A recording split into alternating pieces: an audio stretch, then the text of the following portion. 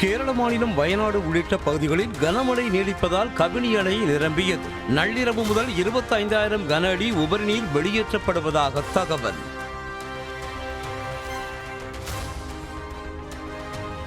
காவிரி ஆறு உருவாகும் குடகு மாவட்டம் தலைக்காவிரியில் 2 நாட்களாக வெளுத்து வாங்கும் மழை. கர்நாடகாவின் கிருஷ்ணராஜசாகர் அணைக்கு நீர்வரத்து வெகுவாக அதிகரிப்பு.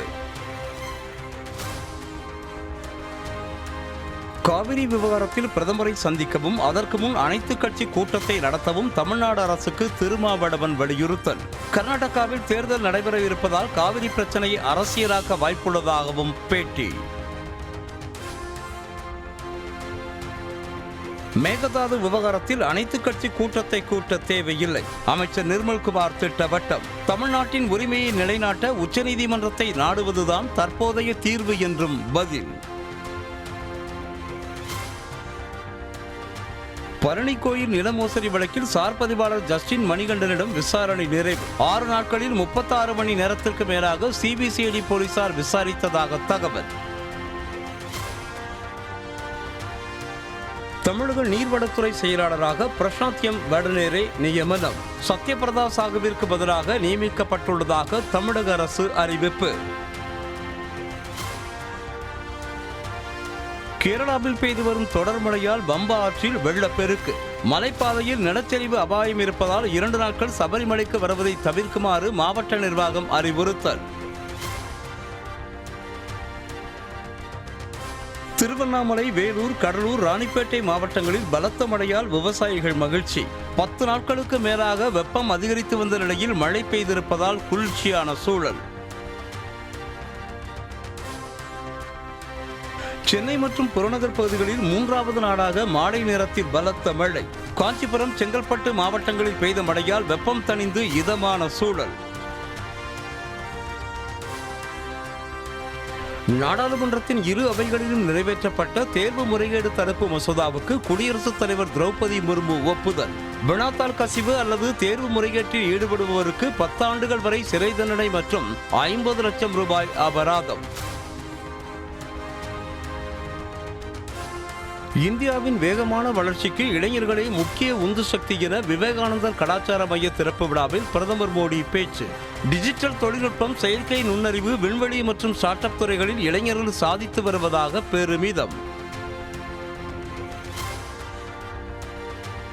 நீட் வினாத்தாள் கசிவு விவகாரத்தில் மாணவர்களுக்கு பிரதமர் மோடி மன்னிப்பு வழங்க தேவையில்லை என ராகுல் சாடல்.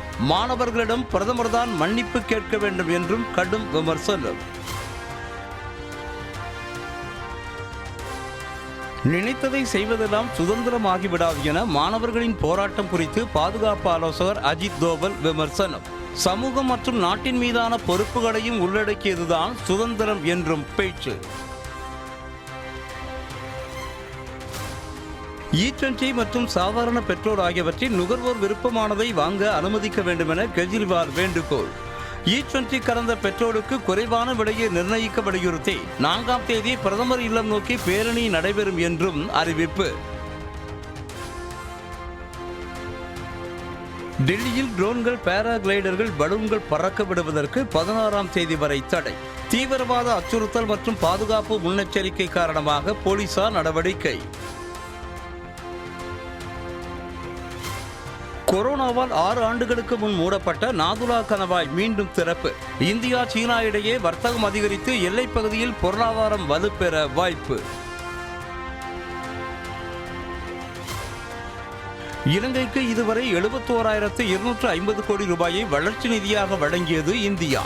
கல்வி, ரயில்வே, வீட்டு வசதி உள்ளிட்ட திட்டங்களுக்காக நிதி உதவி அளிக்கப்பட்டிருப்பதாக இந்திய தூதரகம் தகவல்.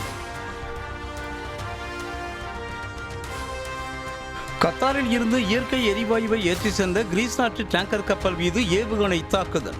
ஹோர்முஸ் நீரிணையை கடக்கும் போது தாக்கப்பட்ட நிலையில் உடனடியாக தீ அணைக்கப்பட்டதால் சேதம் தவிர்ப்பு. அமெரிக்கா அல்லது இஸ்ரேல் தாக்குதல் நடத்தினால் தக்க பதிலடி கொடுப்போம் என ஈரான் மிரட்டல். அண்டை நாடுகளில் உள்ள எரிசக்தி உள்கட்டமைப்புகள் அழிக்கப்படும் என்றும் எச்சரிக்கை.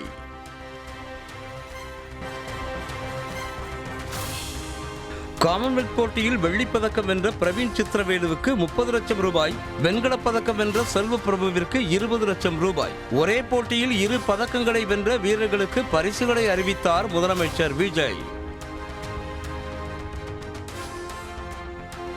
பாகிஸ்தானின் பிராட்பிக் மலையில் ஏறிய 10 மலையேற்ற வீரர்கள் பனிச்சரிவில் சிக்கி உயிரிழப்பு. நேபாளத்தைச் சேர்ந்த நிர்மல் புர்ச்சா உட்பட 6 பேரின் உடல்கள் கண்டெடுக்கப்பட்டதாக தகவல்.